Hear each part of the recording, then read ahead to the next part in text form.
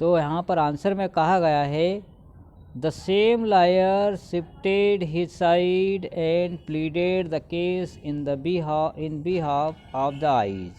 वही वकील जो था उसने अपनी जगह बदली और वो आँख के पक्ष में आया। The court refuted them. Court ने उसको रिफ्यूट कर दिया। बिकॉज क्योंकि the previous arguments of the tongue in favour of the nose. क्योंकि जो वर्तमान में जो पिछली आर्ग्यूमेंट जो तो तर्क वितर्क था नाक के पक्ष में, वो क्या था, वो उससे ज़्यादा भारी था।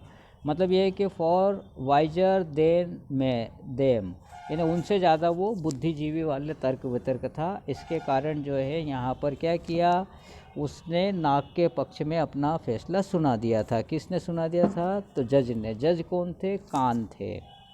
उसके बाद में यहाँ पर सेकंड जो क्वेश्चन मतलब अगला जो क्वेश्चन दे रखा है चौथे नंबर का, उसमें क्या कहा गया है, तो उसको पढ़ते हैं हम लोग।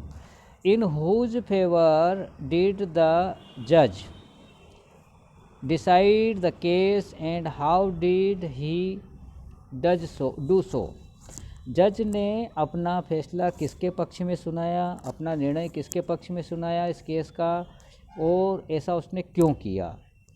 तो यहाँ पर आंसर में कहा गया है द जज decided the case in favour of the nose. जज ने जो अपना निर्णय है वो नाक के पक्ष में सुनाया। ही कंसिडर्ड द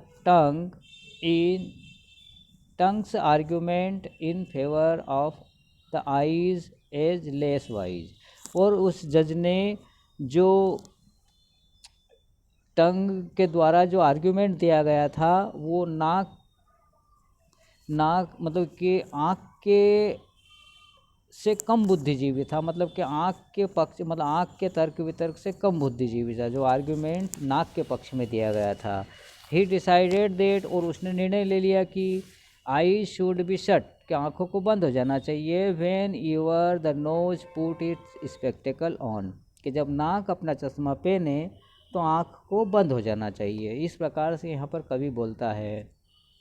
इस क्वेश्चन को एक बार और समझ लो क्योंकि ये इम्पोर्टेंट क्वेश्चन है, परीक्षा में अक्सर आता है। तो in whose favour did the जज डिसाइड द केस, कि किसके पक्ष में जज ने अपना फैसला सुनाया, है ना। And how did he do सो, और उसने ऐसा क्यों किया। तो यहाँ पर इसमें आंसर में कहा गया कि द जज decided the case in favour of the nose, कि जज ने अपना फैसला नाक के पक्ष में सुनाया। ही कंसिडर्ड, वह मान गया था, है ना, the tongue's argument in favour of the eyes as less wise, कि जो आर्ग्यूमेंट आँख के पक्ष में दिया गया था वो नाक के पक्ष से ज़्यादा कमज़ोर था। ही एडवाइज्ड, उसने सलाह दी, दैट की आईज शुड बी शट, कि आँखों को बंद हो जाना चाहिए।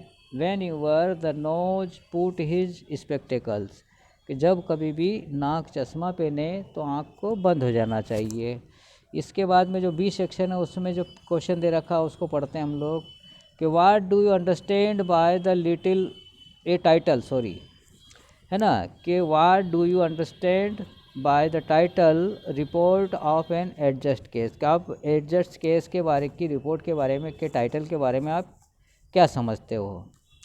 या यूँ कह सकते हैं कि report of an adjust case, यानी कि एक अनोखे केस के बारे में आप क्या समझते हो, इस टाइटल को अपने को बताना है। तो the title report of an adjust case says that, कि यह जो report of an adjust case says that कहता है कि justice is not done in the court of law, कि न्याय यहाँ पर इस कोर्ट में नहीं किया गया, इस कानून की कोर्ट में नहीं किया गया। The lawyer have no character, अब यहाँ पर जो लायर है, जो वकील है, उसका कोई चरित्र नहीं होता है। They speak in favour of both the reveal parties, वो दोनों ही पार्टी के फेवर में बोलती है। विथ सिमिलर जील, उसी उत्साह के साथ में। They are hired to fight false cases, और इन वकीलों को जो किराए से लिया जाता है एक असत्य केसों को लड़ने के लिए। दे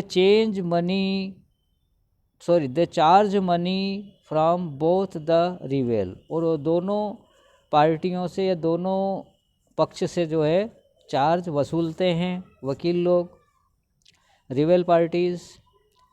दे befool the client with only words, वे केवल मूर्ख बनाते हैं अपने क्लाइंट्स को शब्दों से।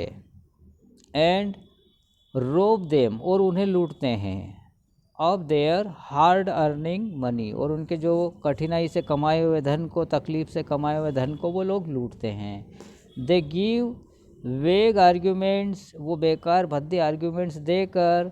द जज आल्सो गिव रैंडम जस्टिस, और उसी प्रकार से जज भी जो है अपना फैसला सुना देता है। मतलब वो झूठे दलीलों के जरिए उस केस को सत्य साबित करके, और जज भी उसी प्रकार उस सबूतों को सही मानकर अपना फैसला सुना देता है। तो स्टूडेंट्स, ये हमारे क्वेश्चन आंसर हुए इस चैप्टर के। नेक्स्ट वीडियो में हम लोग अगला चैप्टर पढ़ेंगे। Okay, have a nice day.